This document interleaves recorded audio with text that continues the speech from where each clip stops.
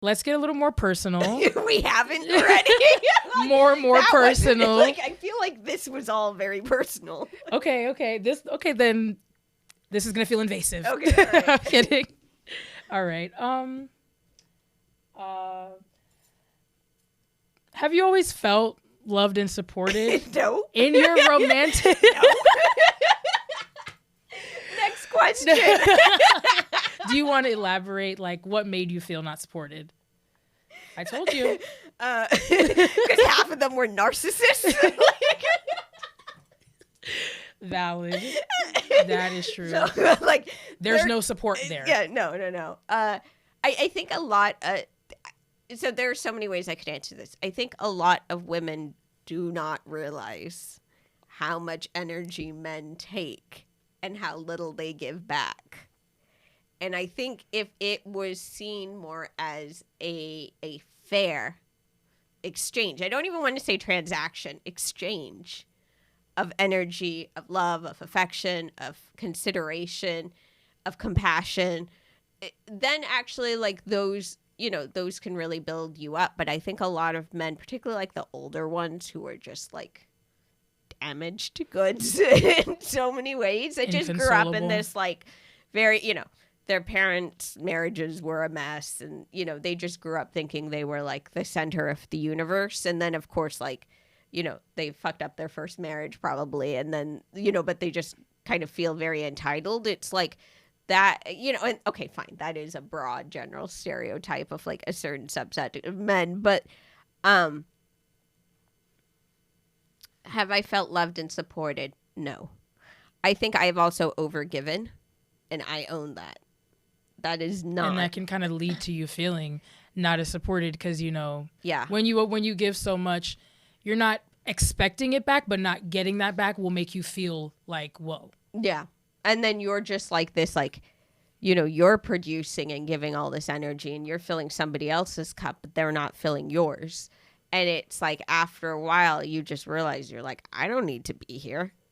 You're like, this is not, and I'm like, I don't look at any of those relationships and feel like I didn't do my best. Like I'm like, was it, perfect? No, but it was pretty damn good. And Mm-hmm. I feel that like I tried my best. And if they wanted to behave the way they behaved, they own that. That's not on me. And so, no, I'm okay with it. So there was 2 parts to that question, and you basically answered the other one because I'm psychic. because you are psychic.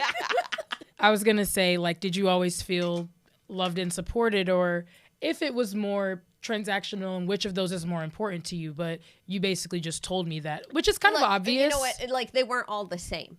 Okay. Like, none of them were the same.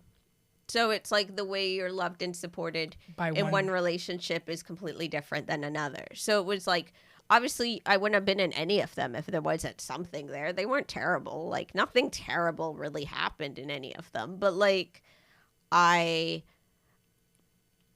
they were all different, but, like, I leveled up after each one. Like, each one was a good, like, indication and lesson of, like, all right, I like this. I don't like that. Watch out for this. Expect that. Like, and so, like, every relationship taught me quite a bit.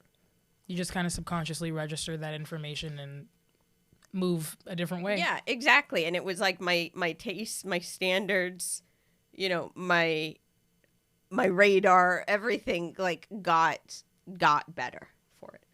Okay, so that's pretty good. Obviously, you talk a lot about, well, you've touched on your parents and their influence on you. So naturally, you're impacted by the way you were raised. And I want to know if you still, like, adhere to those values today, or, like, are there things that you've changed? There are things that you've formed your own opinions on that you may not have been taught? Yes, yes to everything, all of the above. I think, Nice. I think it's really hard to take anybody else's relationship and try to replicate it. That can't be done. And then I think you're talking about people from, a completely different generation, from completely different countries and continents and backgrounds with, everybody is singular in that respect. So it's like, I look at aspects of them that I really respect, that it's like good, bad, ugly, like they stayed a team, our education and basically like making sure we had what we needed was like the utmost importance. And now I see them like as they're aging, it's like they're still like they take care of each other. Like they drive each other crazy, but they take care of each other. It's like there's no instability in that. There's no miscommunication. There's no insecurity in that. It's that like, I saw them not too long ago, and it was like they, my mom was like taking something off my dad's face. Just sort of like cleaning him up or something. Grooming him. And he was just like, sort of looking at her. And I was like, I looked over at them and I was like, like I really respected that like two people can like, really just like genuinely take care of each other. And like, there is never any question that like the two of them are like, like will always be there for one another. And I really, really respect that. It's like, but that was a completely different generation. It's like, I can't say like it's always and forever because I'm divorced. So like, and a lot of people are. Yeah, very true. So I think, but I think like I was probably, they're both very gentle people. They're both really like the salt of the earth. And I think like I had to harden up. Like I had to like get sharper. Like you do not survive in this world being that gentle and trusting and kind. But that has also taught you a lot of compassion. Like some of the stuff about them, like would you like? I feel like no, I want to ask. Did they teach you like? Did they tell you like to have that kind of standard? I don't like. They weren't those type of parents. To expect from others what you get from them. No, you're like giving them too much credit. No, I just mean like, did they tell you in relationships have these standards? No, don't accept. Like, I mean, no, like, no, I won't say that.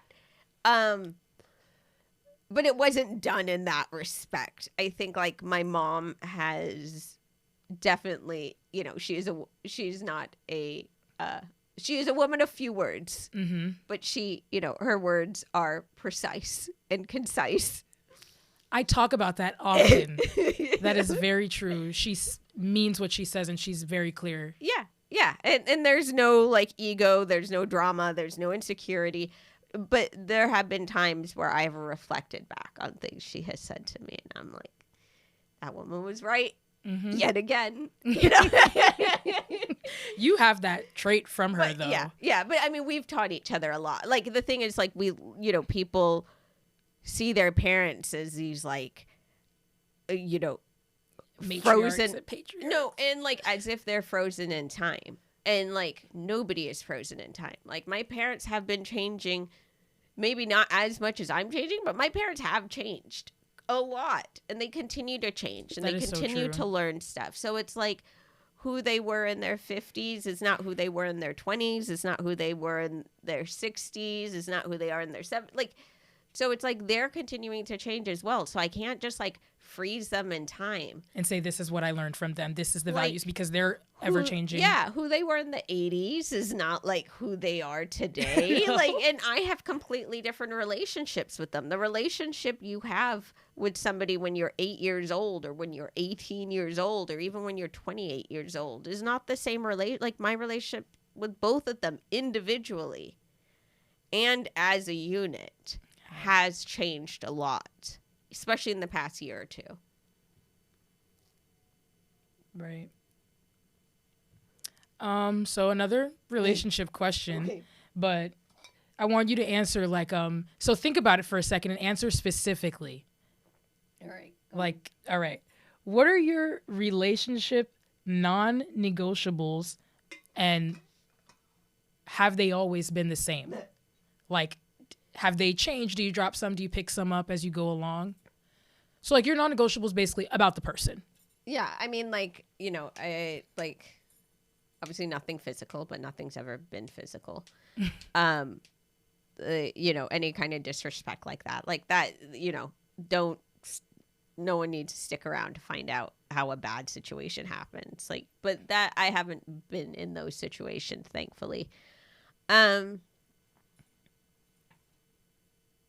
know, I like ambitious men.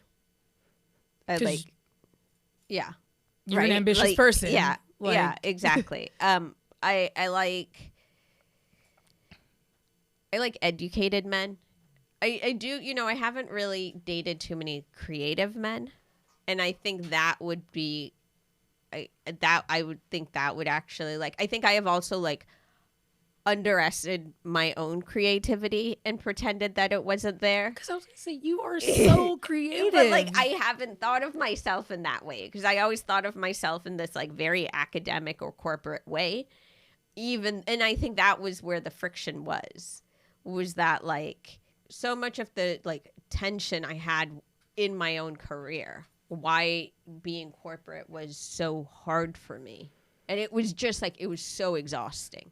Like, it was just so, like, physically and, like, psychologically exhausting. And I think what I failed to realize was that, like, I was a very creative person trapped in a very, very black and white, like, not entirely that black and white, but, like, a very structured career. When you're actually a lot more. Yeah.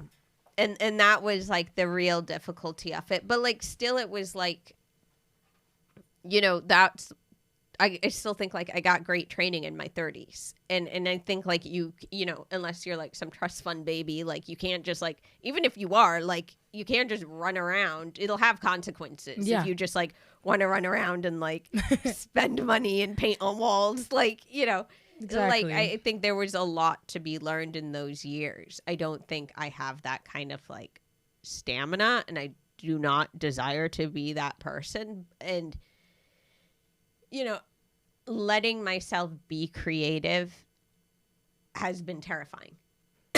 Like that, because, like, creativity is expression, and it is often public expression. And because I am experimenting as well with what I'm doing, that has been terrifying for 100 like, I could, you know, it would have been easier if I just wanted to be a painter. like that's what you do. You know, like, yeah, exactly. They would have been like, all right, fine. Like, if I just, like, went back to fashion, like, and expressed myself that way. But to express myself in the mode and format that I am has, you know, it's taken me to places I didn't see coming, but it has actually just been, like, such a relief. It's almost like I've dropped off, like, hundreds of pounds of weight. Because now you get to express yourself creatively as well. And that is so much, yeah, I didn't realize, like, what peace I would find in that, what joy I would find in that. Wow. Yeah, I didn't see that coming. That's really beautiful, honestly. I mean, it sucks that, you know, you had such a creative trapped inside, but you had so much to learn, and now those things get to come together. Yeah. How do you make your decisions about your romantic relationships? Like, how you're going to move through life? Like, so right now, you know, you're kind of focusing on your content and yourself. You're on your whole journey. So what is your process in making these decisions? Are you, like, a spontaneous person? Are you very calculated about it? Are you following your heart? I'm not making any decisions. I think that's what I'm doing. I'm just, I wake up every day and I'm a different person. So, like, I have no idea who I will be tomorrow. I am not making any, I am just, like, you know what, as I have, like, released and relinquished control over everything in my life to a large degree and just trusted God and the universe. And frankly, and I have been, it has, you know, and it has been okay. Like, you know, one way or another, I seem to always land on my feet. I'm a fucking cat. And you're psychic, so, and I'm psychic. Know. I'm a psychic cat. We got to get you a TV show. We'll call it Psychic Cat. Psychic Cat. Like, oh my God. You but like at this point in time, like it is different when you're in your 20s. Like you haven't been like battle tested. Now I'm like, it'll be fine. Like, like if we're still here, it's fine. Like you've taught me like, so much about that. Like, we're still standing. We're still going forward. I think that is like, you just always keep going forward. Like you don't stop. You don't look back. You certainly sure as hell don't go back. You keep going forward. And I think like the more, and as I've like chilled and stopped like taking myself, and just like, I think I hid so much of my personality. Just especially like while I was in Asia, it was like everyone's sense of humor was very different. It's like that's been nice coming back to the States, is that like I can just express myself a lot more naturally, and like people like say what you want about Americans, but Americans are like funny. Yeah, like, because funny. Like so funny. Yes. like so funny. And I think like the thing in Asia was like there wasn't much laughter. Like people weren't like, it just like, I don't know, everyone would like took themselves really seriously. And then when you're in these like corporate careers and everyone's like, you have to always say the right thing, you know, it's like you're wearing like, it's like you're wearing a straight jacket like right on your mouth, which is like not a good look. Like, so that's like refreshing for you, a breath of fresh air. Then I'm just like, oh, like. And not only are you expressing yourself, now you decide you're on your channel, so you're not just speaking, you're putting it out there for other people to see, because I feel like you have a lot of things of value to share. Oh, so I have about 3 more questions for you. I want to ask, you just brought one to mind. So what are some characteristics about people, because you just talked about how there's not that much humor in Asia, but here, you know, Americans say what you want, but they're funny. What are characteristics about people that are gonna, you know, that you admire and respect, and what are some that give you pause or kind of let you know this is not your sort of person, either way? I am big on honesty. Like I catch one fucking minor lie, it is over. Like over. Like I don't like that. I don't like people who, you know, you have to be able to receive feedback both ways. And you know, the not being honest about things, having to, you know, not owning, not like lack of accountability, disgusting. Like that, I have, because that's problematic. Like in any way, friendships, relationships, everything. Like that person is problematic. That person will always make it your fault and your problem, and they will always be the victim, and they will always say they're the best of everything, and you know, and then have like a little fake modesty, you know, here and there sprinkled in just to make their story sound more believable. Exactly. But those are things I have virtually no tolerance of. So honesty is like basically, because there's so much stemming from honesty. So honesty and accountability. That's your biggest things. Yeah. So then I guess you could say for the things that give you pause is if you feel like someone is not a genuine person, or if they, you know.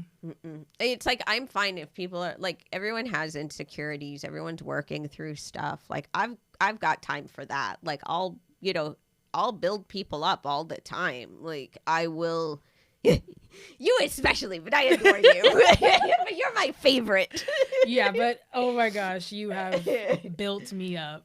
Yeah. But I mean, and that I am more than happy to do that. But it's like when people are just, you know, it's fine. We don't have to like beat a dead horse, but like this is like lack of honesty, lack of accountability, lack of responsibility, lack of transparency. Those are things like if I just feel like if I get the vibes that like, you know, because I am psychic, but like if I get the vibes that like there is a lot more to the story, or I can just tell when people are lying. It's not naturally, like it's just like a, you know, a human skill that we all have. Or, you know, it's not sometimes what they say. It's often what they don't say. And like that is actually where the truth lies. And you can generally hear and feel that anyway. You can see it in their eyes. You can feel it in the vibration. You kind of know, like, you know, if you're a little claircognizant. Like, You'll know what's really going on behind the scenes. But you can tell the way the sentence rolls off the tongue that sometimes it's not the truth. Yeah, and I'm like, I don't waste my time calling people out on that. I just I keep it pushing. Mm-hmm. You definitely. That is something that I admire about you so much. I think it's a very strong but graceful way to move through life. So, what have you always been like that? Has honesty always been a deal breaker for you, or is it after certain things that's just kind of now a standard for you, or have you always as a teen or in your early 20s, is that something that you were worried about? I think my spidey senses were always strong. I think it just depends because when you're younger, you just do not have the agency and control over your life. Say if you're in school, in elementary school, in high school, even in college, you don't have, you are full. Yeah, you don't have agency. You are in classes with people. There's some things you just have to do. Your social settings are fairly structured and limited to those people around you that you go to school. So it's it's very different. The older you get, the more you have agency over your life. And so I think, I'm not really confrontational. I'll just stage exit left. Mm-hmm. Not I love that. I'm just I slip out. Just gonna slip out the back. Irish goodbye. Yeah, exactly. I'm we're not gonna talk about it. We're not gonna, I'm just if somebody really wants to talk about it, we can, but then I'm gonna have to call you out. So you probably don't really want to. Yeah, I'm then it's so I will quietly exit stage left. Yeah, exactly. And then you basically you figure out who's who. But in saying that, we're focusing on the negative, but I have some really great friends that have I think that honestly that's one of the bigger things that I've learned from you is that's focusing on the negative or the positives of a situation is everything. Is everything and I've learned that perspective saves me so much peace now because there's so many little things that are just not relevant. Not relevant, but okay, this happened. Okay, a person wasn't perfect, but why are you going to ponder that thought and waste time trying to conversate about it? Talking to you about my problems, I've learned this from you, and it's one of the best things. And you're kind of just naturally that way. But I mean, you don't know what goes on in here. It's madness. It's mayhem and chaos. No, but you still have to keep it pushing. Things can still hurt you, and you still have to keep it pushing. And you still will not, it's not that I haven't pondered why some people have pondered. It's not a word I use, but haven't really, reflected and sat very deeply, particularly when, certain events have happened that I've just been you have a lot of nerve. But it's I don't need revenge or closure. We've got karma for that. I don't need to get my hands dirty. That's basically what I was saying. I keep my energy clean. I do not. I'm karma. They saw it. Karma saw it. It'll be handled. And you can't control other people. And I'm not I mind my own business. I'm just I'm not trying to get my hands dirty. No. Which is really smart. No. So, all in all, what is a perspective? Since we kind of bounced all over the place, but we talked about, family, work, relationships, friends, good and bad. What is a perspective that that you gained from all of this? Kind of just, I guess, a motto or a mantra that could describe where you are now. For me, the past couple months especially, it has all really started to make sense. It has all really, really come together. And because I sat with it for so long. Like my life has been just like batshit weird. It's been interesting. From like day one. Like, even as an infant, like nothing makes sense. And everything was just, nothing was normal. It was always perpendicular to like whatever the stereotype or like assumption would have been. Mine was always different. And it was like my experiences were just so like brutally unique, but brutal at times, but also so unique that it was like experience nobody else could have gotten. And it was like it's almost like there were two halves of my life. And like the first, like, say 44 years.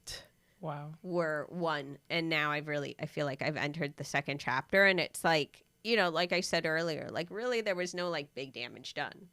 If anything, like. It's just all, what played into it's just part of your story. Yeah. But now I realize like what I take out of all those experiences and like how I've really like collected all those memories and those skill sets and the lessons and like the joy of it as well. Like there have been a lot of good memories and that I can take those with me and that like my better days are in front of me. Definitely. And that makes me really excited. Wow. That is beautiful. And in 2025, like it's quite hard to have a perspective like that or, not quite hard. Oh, I don't know what's going to happen to the world. Like, obviously like, not, but I'm saying like, to still just choose to believe in your journey and that there's so much more to come. There is. There's a lot more to come. Like, so in that part, like I am excited and I am optimistic. Do you enjoy making content? Like, do you think that, like, are you excited to share your knowledge? Like how you've imparted so much knowledge and wisdom on me. Do you like doing that? Like, are you excited to help people and just also let them in your life a little bit? I'm excited. Yes. Partially. Yes. Obvious. Yeah. I wouldn't do it if I weren't enjoying it, but it's still like it still makes me nervous. I still, I don't know how it's going to come out. And also like my feelings towards it change as I process it, but I also can't control how other people digest or interpret it because that has everything to do with them. Wherever they are as people, however they feel about themselves. Are they happy with themselves? Are they insecure? Are they, are they, do they give love back or are they like haters? Do they, are they bitter about things? So it's like however they interpret me is more a reflection about how they feel about themselves. 100%. And I have no control over that. So like, do I hope that people leave, at least like laughing, if nothing else, like or just receiving, like, just like, let me, whatever. Like it's not all like most of my content is not about lessons. It's about like, memories, but like memories, I hit them down the middle usually, but it's like, that's been the interesting part is to see, and also to hear who's been watching. And that has been very interesting. But like once it really like leaves my voice or like leaves the screen, like once it is basically handed off to the viewer, it now has everything to do with the viewer. And I have to basically like detach myself at that line and basically been like, now this is for you and about you. It's in their hands now. Yeah. And it has, I'd like to think it has more to do with me, but like it actually has everything to do with them. After that point, you're so right. Yeah. It doesn't. Yeah, it doesn't. That's the way we digest content too. Like, what do we take from it? Like, what did we notice about the video? What we did or what we liked or disliked? Yeah, that's really true. Okay. So, with that, shall we wrap up, or are you going to torture me some more? I think we can wrap it up now. All right. I just wanted to really give them a genuine interaction with you, which Yeah. I think they totally got. Or at least with us. With Like, us, yeah. us. Definitely with us. Right. So, Definitely okay. with All us. right. Well, with that, thank you very much. And we're out. Thanks. Take care.